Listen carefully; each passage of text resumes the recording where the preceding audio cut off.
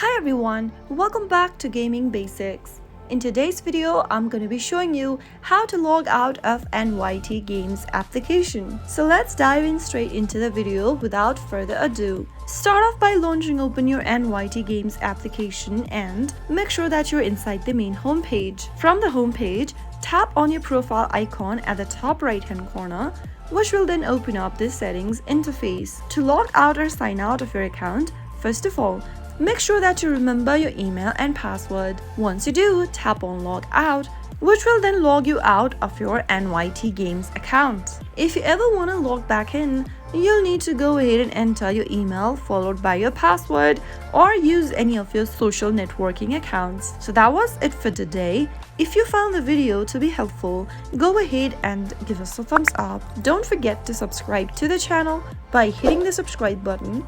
Also press the bell icon so that you'll never miss another upcoming upload from us. I'll see you again in the next video. Goodbye till then.